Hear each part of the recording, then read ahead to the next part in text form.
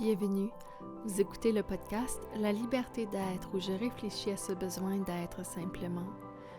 Mon nom est Marie-Ève Duguay et aujourd'hui je parle de quitter l'état de manque. C'est en novembre dernier que je me suis booké un week-end de déception pour le début février. Puis comment j'ai fait ça? En imaginant tout ce que j'aurais sûrement reçu avec toutes les actions que j'allais accomplir. Donc, ce week-end, j'ai flanché. J'ai voulu tout arrêter. Ouais, tout lâcher ce que j'ai mis en place depuis maintenant 3 ans. Mettre de côté tous les investissements en formation, en temps, en énergie et en argent. C'est un moment de découragement que les choses ne sont pas rendues là où ce que je pensais qu'elles devraient être. J'ai alors réalisé que je mettais beaucoup d'attention sur ce que je jugeais que je n'avais pas. Du moins que je n'avais pas encore malgré mes efforts. J'utilise ici le verbe juger parce que c'est ça que c'est en réalité. C'est ma propre interprétation de ce que je juge que j'aurais dû recevoir de la vie pour les efforts accomplis. Je comprends en le disant l'absurdité de cette pensée-là. Comment moi je peux décider de ce que la vie aurait dû m'envoyer ou pas? Comment moi je peux juger si ce que j'ai reçu est adéquat ou pas? J'ai comme aucune façon de décider ça ou de savoir ça. Donc il y a une raison pourquoi tout ça arrive. Puis je comprends très bien que je suis l'unique responsable de mon crash entre la réalité que j'ai projetée et la réalité du moment présent.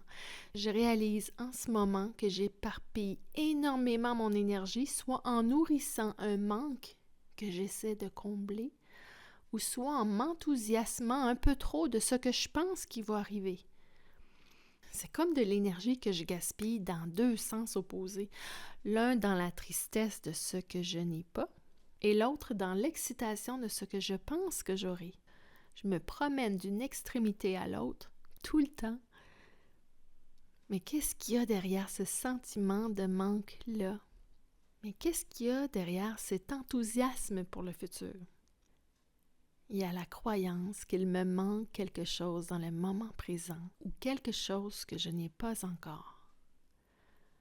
Puis en creusant, j'ai compris que ces sentiments-là étaient pour moi une base de motivation. C'est parce que je ressens ce manque-là et cet enthousiasme-là que j'ai le goût de me propulser et j'ai le goût de faire des actions pour essayer de combler ou d'atteindre quelque chose. Je suis tellement habituée à vivre dans ces deux états que j'ai de la difficulté à concevoir que je pourrais vivre un état mental différent. Mais là, je suis prête à le trouver, ce juste milieu entre les deux. Parce que je me dis que de trouver l'équilibre permet d'être ouvert et être à l'écoute de l'action juste qui doit être faite. Ça permet aussi de garder son énergie à l'intérieur de soi et de ne pas la dissiper en étant excité de ce qui s'en vient ou triste de ce qu'on n'a pas. Et il y a un soir, cette semaine, en méditant, où j'ai touché à cet état d'équilibre.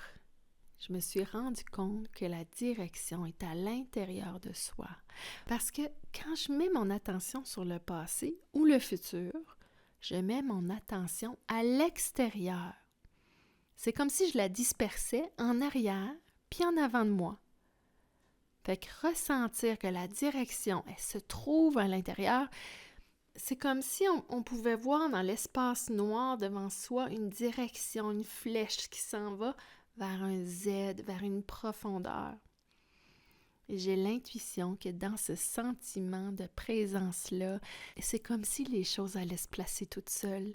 Au lieu de forcer un résultat, les choses vont venir à soi. Parce que dans l'enthousiasme, c'est comme si on brûlait des étapes. C'est comme si on est trop content trop tôt. C'est de prédéterminer un futur qui peut-être n'est pas dû pour arriver. C'est de ne pas s'écouter et c'est surtout de s'éparpiller. Alors, quelle serait la prochaine étape? Je pense que c'est de lâcher prise sur le passé, c'est de lâcher prise sur l'avenir. c'est de se retrouver dans son plein pouvoir du moment présent.